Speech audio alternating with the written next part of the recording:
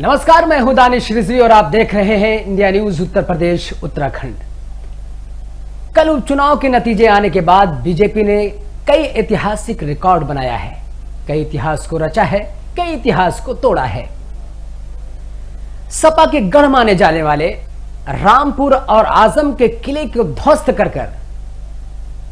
राजनीतिक पंडितों को नए सिरे से सियासत करने के तरीके को बीजेपी ने बताया है। दोनों जगह के नतीजे आने के बाद सपा को फिर से नए सिरे से सोचने पर मजबूर किया है। साथ ही विपक्ष पूरी तरीके से खामोश है और नतीजे आने के बाद पूरी तरीके से धराशायी होता हुआ नजर आया।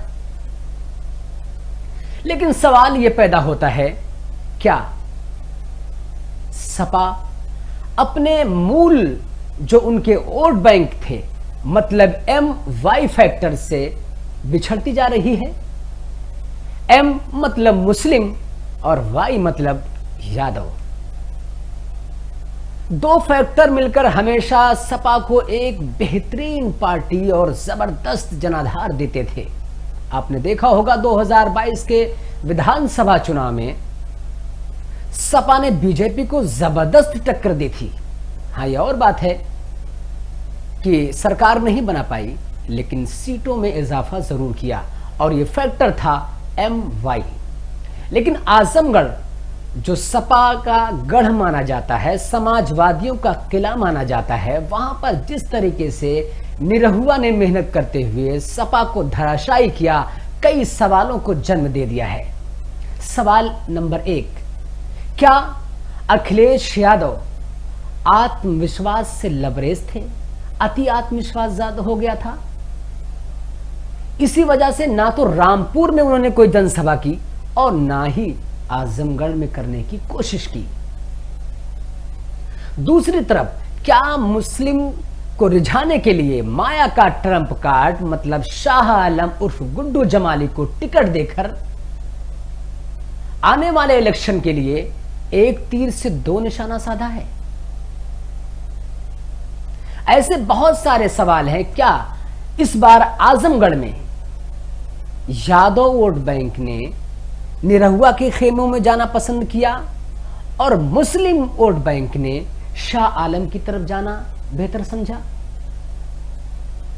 या जनता ने सोचा कि इससे सरकार का कुछ लेना देना तो है नहीं, ना सरकार बनेगी और ना सरकार गिरेगी, लिहाजा सरकार, जनता ने सोचा लिहाजा एक काम किया जाता है, बीजेपी को वोट दे ही दिया जाता है ताकि विकास हो सके।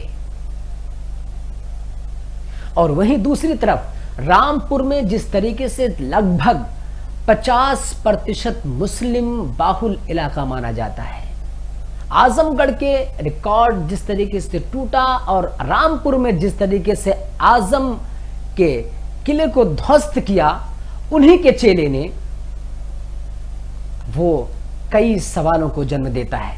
सवाल नंबर 1, क्या मुस्लिम अब जागरूक हो चुका है, किसी के रिझाने में नहीं आने वाला है? या विकास चाहिए? या ये ध्रुवीकरण, सांप्रदायिकता के आड़ में जिस तरीके से लोग राजनीति कर रहे हैं उससे ऊब चुका है? कई सारे ऐसे सवाल हैं जो मुसलमान अक्सर जब चुनाव आते हैं तो सोचता भी है और समझता भी है। लेकिन इस बार जिस तरीके से नतीजे परिणाम आए हैं, उसने सियासी पार्टियों को फिर से नए सिरे से सोचने पर मजबूर कर दिया है। बमुश्किल 1.5 से 2 साल और बचा हुआ है 2024 के इलेक्शन को लेकर। ऐसे में क्या योगी मोदी की इस जोड़ी को तोड़ने के लिए विपक्ष के पास कोई काट है या सिर्फ लबफाजी है? योगी ने जिस तरीके से अपने वर्चस्व को बरकरार रखा है, अपने जनाधार को लगातार बढ़ा रहे हैं, उससे कहीं ना कहीं सपा, बसपा, कांग्रेस, RLD तमाम पार्टियों को फिर से सोचने पर मजबूर किया है।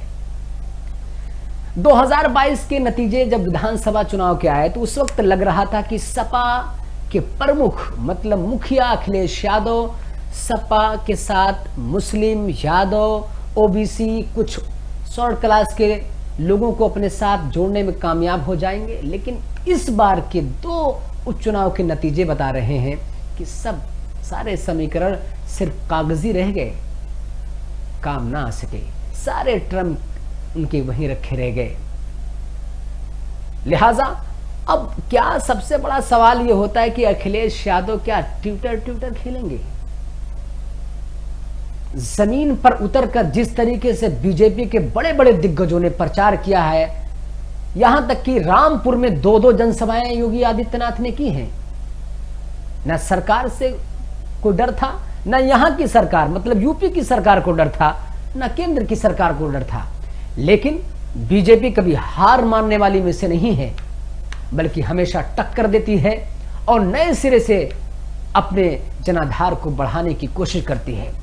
और आजम खान का जहां तक सवाल है, आजम खान ने जिस तरीके से नवाबों को लेकर अपने गलत बयानी की है, उसका परिणाम यह है कि 42,000 वोट से उनको शिकस्त खानी पड़ी। यह यकीन से परे था कि आजम के गढ़ में, रामपुर में सपा का किला ध्वस्त हो चुका और आजमगढ़ में समाजवादी पार्टियों के गढ़ में निरहुआ ने जिस तरीके से अपना परचम लहराया, वाकई ये काबिले तारीफ है। और एक बात और मैं आपको बता देना चाहता हूं, बीजेपी यूं ही पीछे हटने वालों में से नहीं है। आप उदाहरण ले लीजिए 2019 का। स्मृति ईरानी को 2014 में भी टिकट दिया, 2019 में टिकट दिया अमेठी से राहुल के सामने। राहुल की चूलें हिला दी, राहुल की जमीन, सियासी जमीन को खिसक गई अमेठी से। हद यह है कि राहुल को वायनाड जाना पड़ा। क्या उसी के तर्ज अमल पर, क्या उसी के नक्शे कदम पर बीजेपी सपा के जो गढ़ है वहां हिलाकर समाजवादी पार्टियों के राजनीति को पूरी तरीके से धराशायी करना चाहती है? और अगर वक्त रहते हुए होश में नहीं आए तो यकीन जानिए कि समाजवादी पार्टी के लिए राह आसान नहीं होगी। इससे पहले भी हमने अपने वीडियो में कहा था कि अगर शाह आलम जमाली के पक्ष में मुस्लिमों का वोट गया तो निरहुआ की जीत पक्की है, मतलब निरहुआ को जीतने से कोई रोक नहीं सकता। आज फिर वही बात हो रही है। आने वाले वक्त में अगर समाजवादी पार्टी धरातल पर उतरकर जनता की सेवा नहीं की तो लिहाजा परिणाम आने वाले और भी भयानक होंगे।